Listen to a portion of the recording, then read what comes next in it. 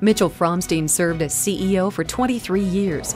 His successor, Manpower's current chairman, CEO, and president, would come from within the organization.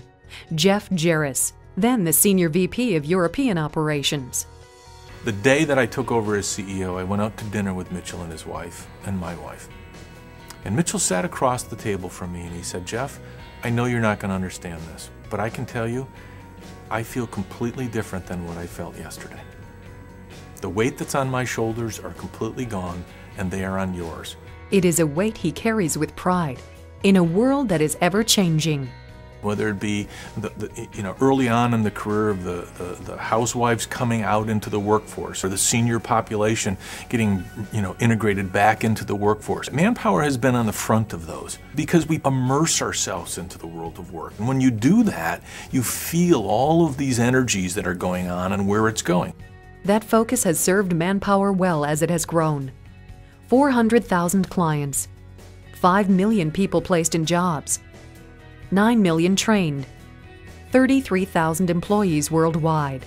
Right now we're a company of 33,000 people, and if the 33,000 people weren't extraordinary people, I wouldn't be in this job right now. The success of the company can also be attributed to its commitment to diversity. It really is something that we feel strongly about, only because what we're trying to do is to create the best organization. And we were one of the first organizations to put a woman in charge of a major operation 40 years ago in the UK.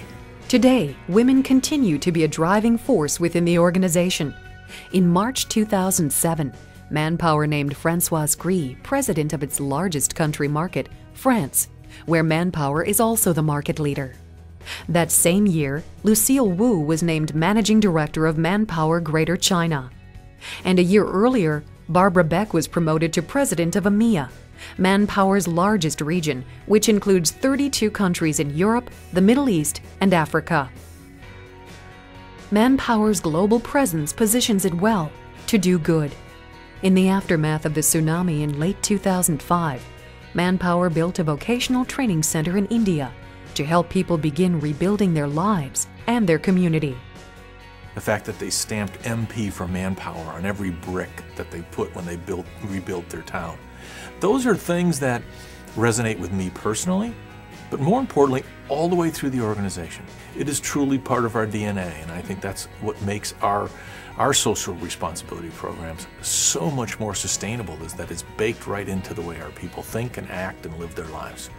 That same care and respect is demonstrated in everyday interactions with the people Manpower serves.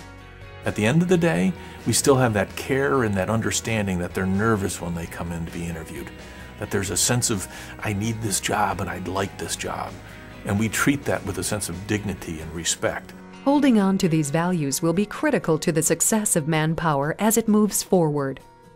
When we prepare ourselves for the next 60 years, and we look at taking 30-some thousand people and moving them forward, we need everybody to go there. They have to care for the brand. They have to realize that in a service organization, every phone call they make, every interaction they have with a candidate, every interview process defines the brand. Manpower's commitment as a global leader is to not only understand what's now, but what's next in the world of work, and help clients and individuals make sense of it. Where will there be shortages of talent and skills? What about global labor laws? The impact of immigration? How will technology continue to change the landscape? I get pretty excited when I talk about the future. You look at what we're doing in the emerging markets in Eastern Europe and what we're doing in the Middle East and Asia.